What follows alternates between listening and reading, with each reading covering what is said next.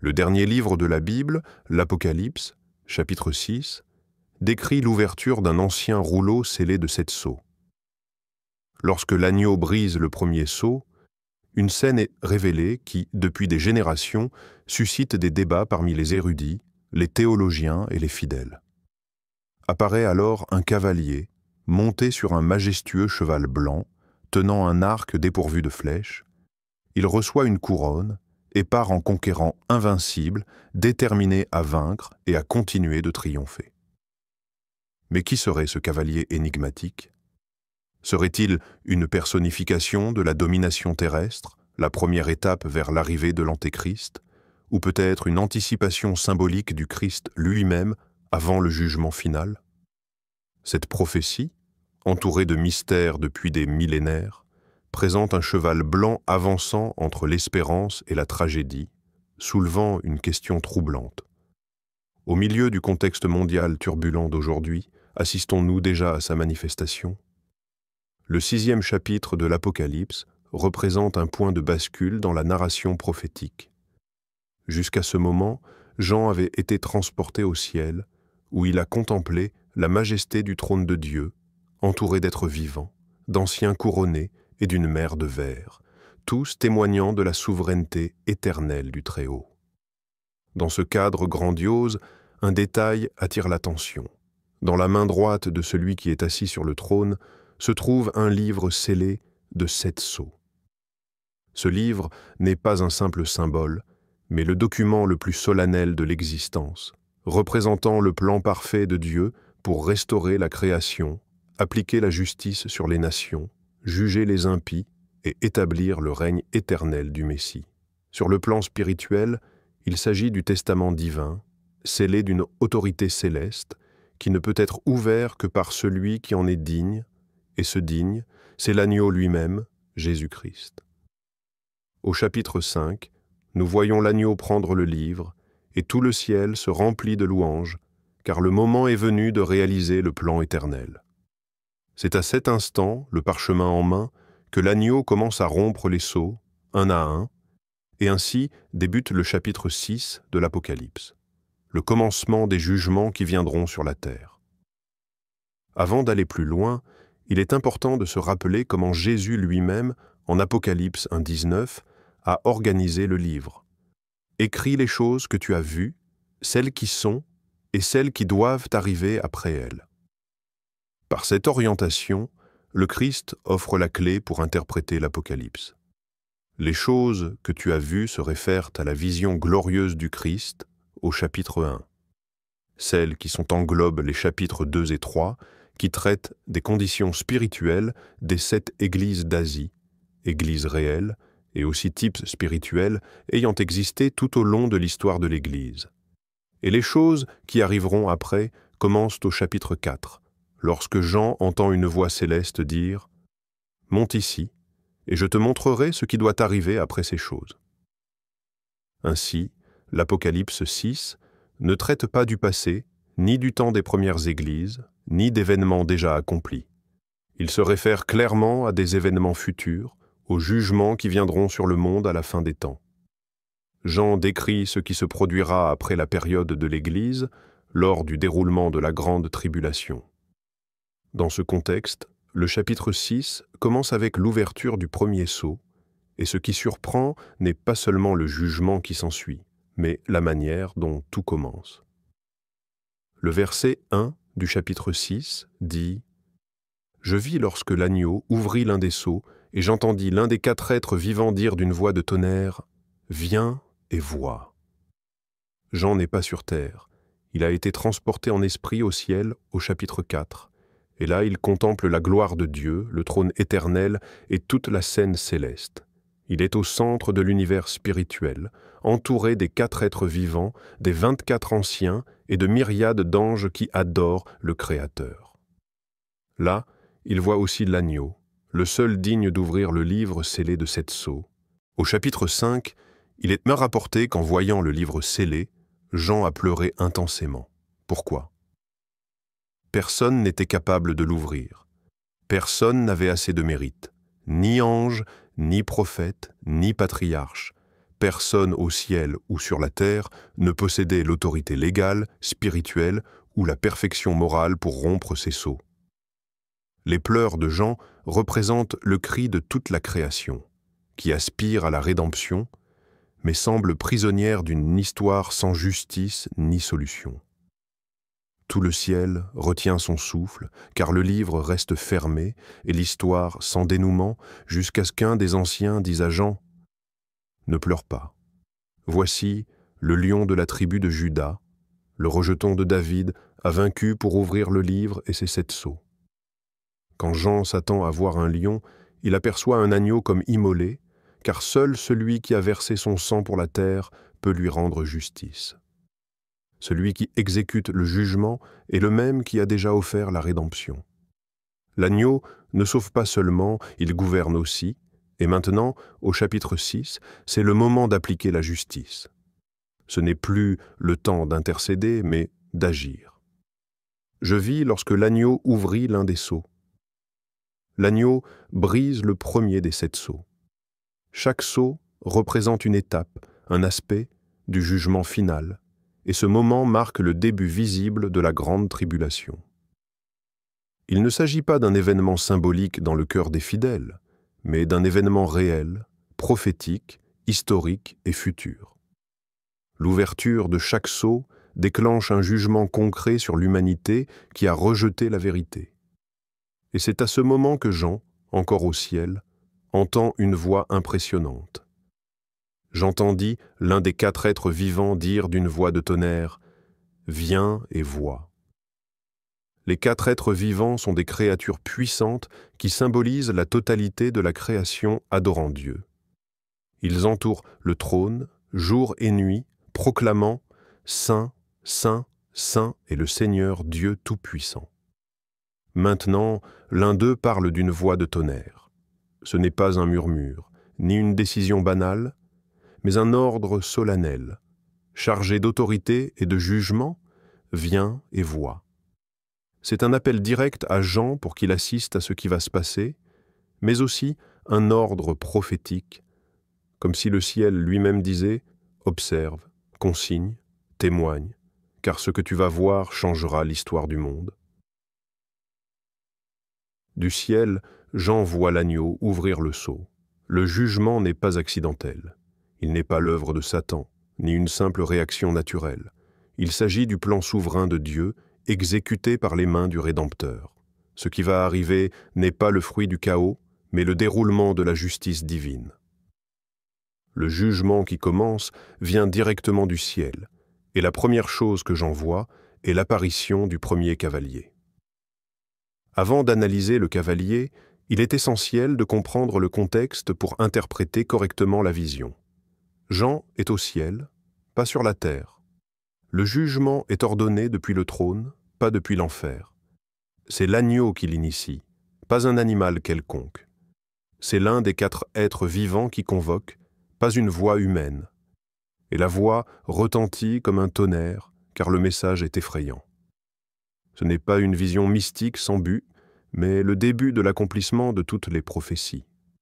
Avec le premier sceau, commence une séquence d'événements qui mènera au retour glorieux du Christ, à la chute de l'Antéchrist, au jugement des nations et à l'établissement du règne millénaire.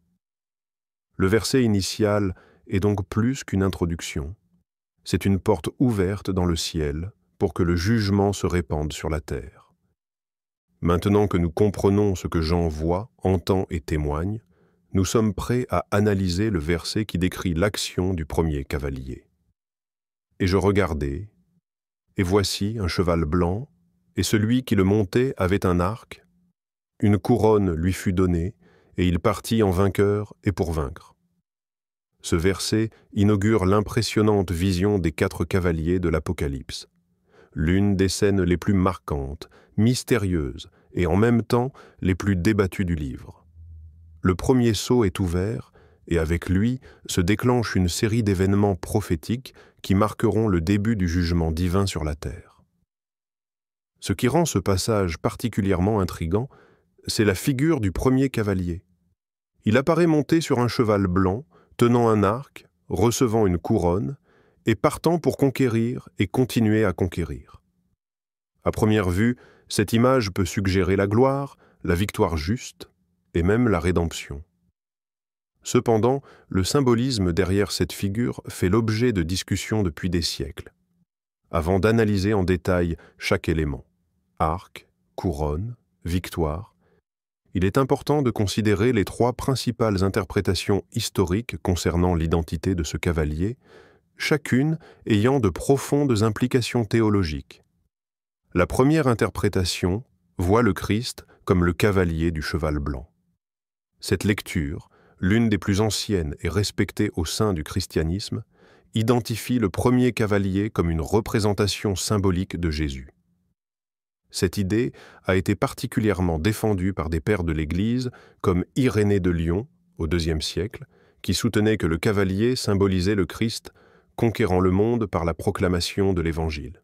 Pour Irénée, le fait que le cavalier soit monté sur un cheval blanc, couleur qui, dans les Écritures, représente souvent la pureté, la victoire et la justice divine, était une indication claire de son caractère messianique et triomphant. L'argument principal de cette vision repose sur la ressemblance avec Apocalypse 19:11, où le Christ glorifié apparaît monté sur un cheval blanc appelé fidèle et véritable qui juge et combat avec justice. Ce lien littéraire a amené beaucoup à comprendre que le cavalier du premier sceau, en Apocalypse 6, représente aussi le Christ, mais dans une autre phase. Non comme juge guerrier, mais comme vainqueur spirituel qui avance en conquérant les cœurs par l'Évangile. L'arc, dans sa main, interprété symboliquement, représenterait les armes spirituelles de l'Évangile, comme la parole acérée, et la couronne, Stéphanos, en grec, ne serait pas le diadème royal du règne définitif, mais la couronne du vainqueur, donnée à ceux qui triomphent selon le plan de Dieu. Sortant en vainqueur et pour vaincre correspond au Christ ressuscité, qui a dit en Matthieu 28:18 « Toute autorité m'a été donnée dans le ciel et sur la terre », et qui envoie ses disciples prêcher, conquérir et faire des disciples de toutes les nations. Le théologien George Eldon Ladd, dans son commentaire sur l'Apocalypse, affirme « Le premier cavalier peut être vu comme le Christ lui-même, qui en initiant la série de jugements, commence aussi l'expansion de son règne par l'Évangile. Il n'y a pas de contradiction à ce que le même Christ, qui vient comme sauveur, apparaisse au début comme conquérant spirituel. Cependant, cette interprétation est débattue, car certains considèrent problématique que le Christ soit à la fois celui qui ouvre les sceaux et celui qui en sort. Pourtant, les défenseurs de cette lecture soutiennent que l'Apocalypse utilise des images simultanées et superposées pour montrer les multiples facettes de l'œuvre du Christ, comme agneau, lion, cavalier et roi. La deuxième interprétation voit dans le cavalier une force impersonnelle de conquête. Cette lecture, courante parmi les théologiens prétéristes et historicistes, comprend que le cavalier du cheval blanc ne représente pas une personne spécifique, mais une puissance impersonnelle de conquête, qu'elle soit militaire, politique ou idéologique. Pour cette tendance, le premier sceau symbolise le début d'une série de dynamiques humaines qui marquent le développement du jugement progressif sur le monde, en commençant par l'expansion impériale et les ambitions de domination globale. Les prétéristes, qui situent l'accomplissement de la plupart des prophéties de l'Apocalypse au 1er siècle, voient dans ce cavalier une représentation de l'Empire romain dans sa phase expansionniste, après la mort de Néron en 68 après Jésus-Christ. Jour après Jésus-Christ, lorsqu'il y eut une période de guerre et de conquête qui prépara le terrain pour les épreuves suivantes. Le cheval blanc, dans ce contexte, ne fait pas allusion au Christ, mais au caractère impérialiste et séduisant de Rome, qui promettait la paix, mais imposait sa domination par la force. Les historicistes, qui voient l'Esnasek et l'Apocalypse comme un récit progressif de l'histoire occidentale et de l'Église, depuis Jean jusqu'à la fin, interprètent ce cavalier comme l'esprit de conquête qui a caractérisé les grands empires au fil des siècles, de Rome aux royaumes européens, en passant par des idéologies comme le colonialisme et l'expansion idéologique moderne. L'historien et théologien Albert Barnes, représentant de l'historicisme protestant, commente: le cheval blanc représente l'ambition de conquête, un pouvoir qui, sous des apparences de noblesse et de pureté, cherche à subjuguer. C'est l'histoire des empires. Ils commencent avec des idéaux élevés, mais finissent en domination et destruction. Dans cette lecture, le cavalier ne brandit pas une épée, arme typique de la guerre directe, mais un arc qui peut symboliser la conquête à distance ou l'influence indirecte, comme la diplomatie impériale, la propagande idéologique ou la manipulation politique. La couronne, Stéphanos, reçue par le cavalier n'est pas obtenue par droit divin, mais lui est accordée, renforçant l'idée d'une autorité humaine et temporaire. Cette vision est en accord avec la logique du jugement progressif. Le dernier livre de la Bible, l'Apocalypse, chapitre 6, décrit l'ouverture d'un ancien rouleau scellé de 7 sceaux. Lorsque l'agneau brise le premier sceau, une scène est révélée qui, depuis des générations, suscite des débats parmi les érudits, les théologiens et les fidèles. Surgit alors un cavalier, monté sur un majestueux cheval blanc, tenant un arc dépourvu de flèches. Il reçoit une couronne et part comme un conquérant invincible, déterminé à vaincre et à continuer de triompher. Mais qui serait ce cavalier énigmatique? Serait-il une personnification de la domination terrestre, la première étape vers l'arrivée de l'Antéchrist, ou peut-être une anticipation symbolique du Christ, lui-même avant le jugement final? Cette prophétie, entourée de mystères depuis des millénaires, présente un cheval blanc avançant entre l'espérance et la tragédie, soulevant une question troublante. Au milieu du contexte mondial turbulent d'aujourd'hui, assistons-nous déjà à sa manifestation? Le 6e chapitre de l'Apocalypse représente un point de bascule dans la narration prophétique. Jusqu'à ce moment, Jean avait été transporté au ciel, où il a contemplé la majesté du trône de Dieu, entouré d'êtres vivants, d'anciens couronnés et d'une mer de verre, tous témoignant de la souveraineté éternelle du Très-Haut. Dans ce cadre grandiose, un détail attire l'attention. Dans la main droite de celui qui est assis sur le trône se trouve un livre scellé de 7 sceaux. Ce livre n'est pas un simple symbole, mais le document le plus solennel de l'existence, représentant le plan parfait de Dieu pour restaurer la création, appliquer la justice sur les nations, juger les impies et établir le règne éternel du Messie. Sur le plan spirituel, il s'agit du testament divin, scellé d'une autorité céleste, qui ne peut être ouvert que par celui qui en est digne, et ce digne, c'est l'agneau lui-même, Jésus-Christ. Au chapitre 5, nous voyons l'agneau prendre le livre, et tout le ciel se remplit de louanges, car le moment est venu de réaliser le plan éternel. C'est à cet instant, le parchemin en main, que l'agneau commence à rompre les sceaux, un à un, et ainsi débute le chapitre 6 de l'Apocalypse, le commencement des jugements qui viendront sur la terre. Avant d'aller plus loin, il est important de se rappeler comment Jésus lui-même, en Apocalypse 1,19, a organisé le livre « Écris les choses que tu as vues, celles qui sont et celles qui doivent arriver après elles. » Par cette orientation, le Christ offre la clé pour interpréter l'Apocalypse. Les choses que tu as vues se réfèrent à la vision glorieuse du Christ au chapitre 1. Celles qui englobent les chapitres 2 et 3, qui traitent des conditions spirituelles des 7 églises d'Asie, églises réelles et aussi types spirituels ayant existé tout au long de l'histoire de l'Église.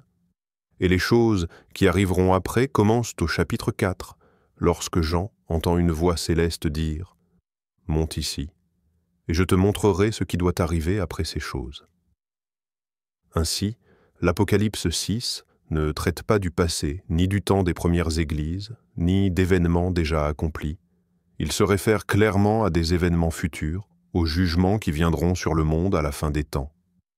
Jean décrit ce qui se produira après la période de l'Église, lors du déroulement de la grande tribulation.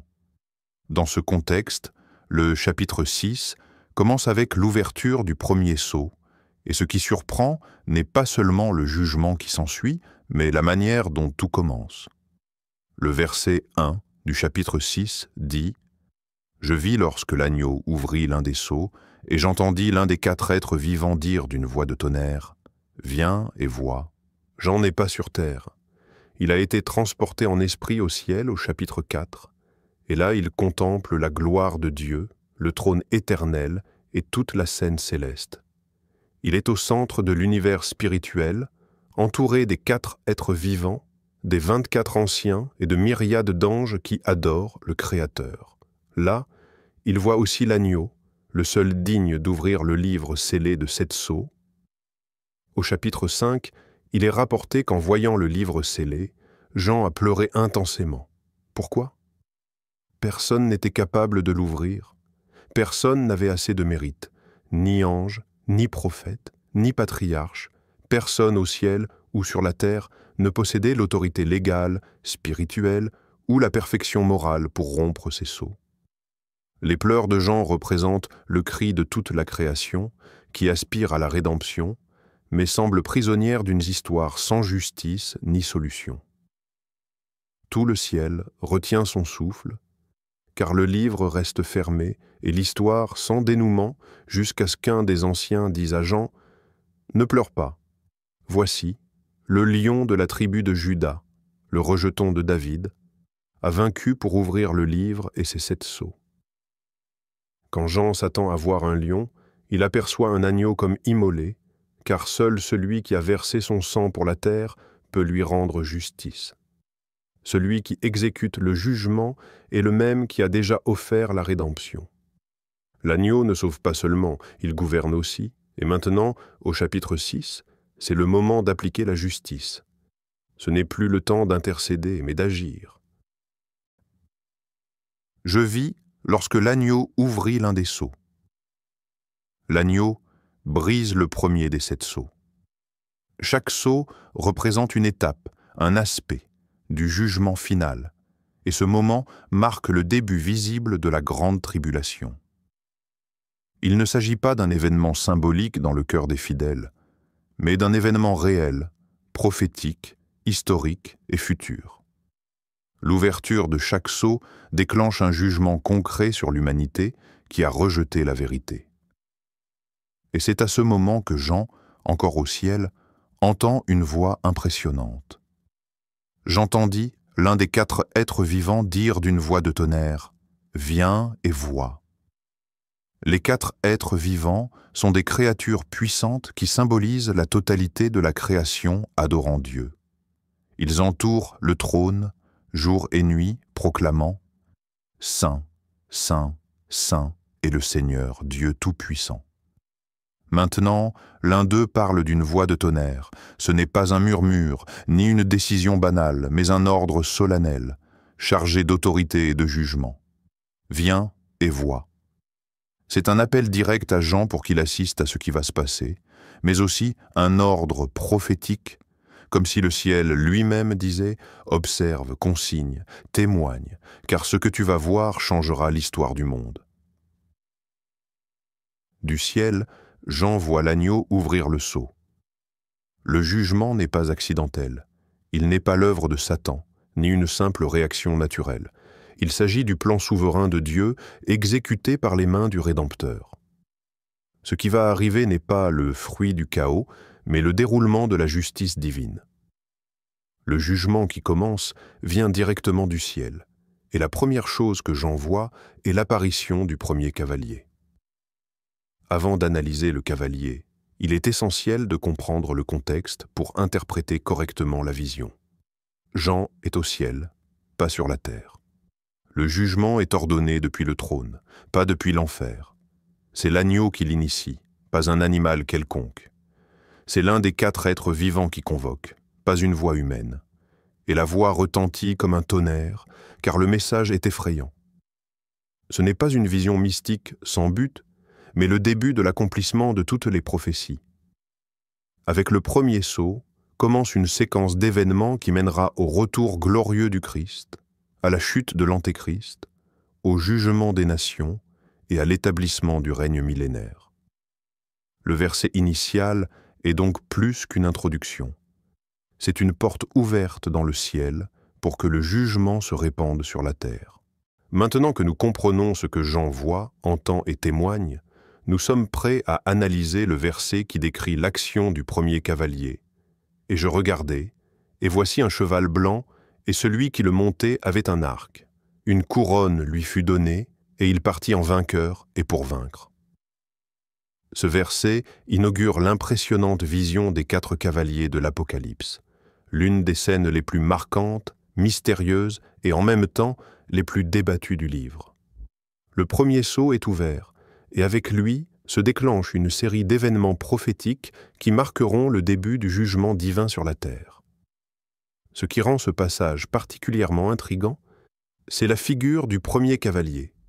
Il apparaît monté sur un cheval blanc, tenant un arc, recevant une couronne et partant pour conquérir et continuer à conquérir. À première vue, cette image peut suggérer la gloire, la victoire juste et même la rédemption. Cependant, le symbolisme derrière cette figure fait l'objet de discussions depuis des siècles. Avant d'analyser en détail chaque élément, arc, couronne, victoire, il est important de considérer les 3 principales interprétations historiques concernant l'identité de ce cavalier, chacune ayant de profondes implications théologiques. La première interprétation voit le Christ comme le cavalier du cheval blanc. Cette lecture, l'une des plus anciennes et respectées au sein du christianisme, identifie le premier cavalier comme une représentation symbolique de Jésus. Cette idée a été particulièrement défendue par des pères de l'Église, comme Irénée de Lyon, au IIe siècle, qui soutenait que le cavalier symbolisait le Christ conquérant le monde par la proclamation de l'Évangile. Pour Irénée, le fait que le cavalier soit monté sur un cheval blanc, couleur qui, dans les Écritures, représente souvent la pureté, la victoire et la justice divine, était une indication claire de son caractère messianique et triomphant. L'argument principal de cette vision repose sur la ressemblance avec Apocalypse 19:11, où le Christ glorifié apparaît monté sur un cheval blanc appelé fidèle et véritable, qui juge et combat avec justice. Ce lien littéraire a amené beaucoup à comprendre que le cavalier du premier sceau, en Apocalypse 6, représente aussi le Christ, mais dans une autre phase. Non comme juge guerrier, mais comme vainqueur spirituel qui avance en conquérant les cœurs par l'Évangile. L'arc dans sa main, interprété symboliquement, représenterait les armes spirituelles de l'Évangile, comme la parole acérée, et la couronne, Stéphanos en grec, ne serait pas le diadème royal du règne définitif, mais la couronne du vainqueur donnée à ceux qui triomphent selon le plan de Dieu. Sortant en vainqueur et pour vaincre correspond au Christ ressuscité, qui a dit en Matthieu 28, 18 « Toute autorité m'a été donnée dans le ciel et sur la terre », et qui envoie ses disciples prêcher, conquérir et faire des disciples de toutes les nations. Le théologien George Eldon Ladd, dans son commentaire sur l'Apocalypse, affirme « Le premier cavalier peut être vu comme le Christ lui-même, qui en initiant la série de jugements commence aussi l'expansion de son règne par l'Évangile. Il n'y a pas de contradiction à ce que le même Christ, qui vient comme sauveur, apparaisse au début comme conquérant spirituel. Cependant, cette interprétation est débattue, car certains considèrent problématique que le Christ soit à la fois celui qui ouvre les sceaux et celui qui en sort. Pourtant, les défenseurs de cette lecture soutiennent que l'Apocalypse utilise des images simultanées et superposées pour montrer les multiples facettes de l'œuvre du Christ, comme agneau, lion, cavalier et roi. La deuxième interprétation voit dans le cavalier une force impersonnelle de conquête. Cette lecture, courante parmi les théologiens prétéristes et historicistes, comprend que le cavalier du cheval blanc ne représente pas une personne spécifique, mais une puissance impersonnelle de conquête, qu'elle soit militaire, politique ou idéologique. Pour cette tendance, le premier sceau symbolise le début d'une série de dynamiques humaines qui marque le développement du jugement progressif sur le monde, en commençant par l'expansion impériale et les ambitions de domination globale. Les prétéristes, qui situent l'accomplissement de la plupart des prophéties de l'Apocalypse au 1er siècle, voient en ce cavalier une représentation de l'Empire romain dans sa phase expansionniste, après la mort de Néron en 68 après Jésus-Christ. Jour après Jésus-Christ, lorsqu'il y eut une période de guerre et de conquête qui prépara le terrain pour les épreuves suivantes. Le cheval blanc, dans ce contexte, ne fait pas allusion au Christ, mais au caractère impérialiste et séduisant de Rome, qui promettait la paix, mais imposait sa domination par la force. Les historicistes, qui voient l'Apocalypse comme un récit progressif de l'histoire occidentale et de l'Église depuis Jean jusqu'à la fin, interprètent ce cavalier comme l'esprit de conquête qui a caractérisé les grands empires au fil des siècles, de Rome aux royaumes européens, en passant par des idéologies comme le colonialisme et l'expansion idéologique moderne. L'historien et théologien Albert Barnes, représentant de l'historicisme protestant, commente « Le cheval blanc représente l'ambition de conquête, un pouvoir qui, sous des apparences de noblesse et de pureté, cherche à subjuguer. C'est l'histoire des empires. Ils commencent avec des idéaux élevés, mais finissent en domination et destruction.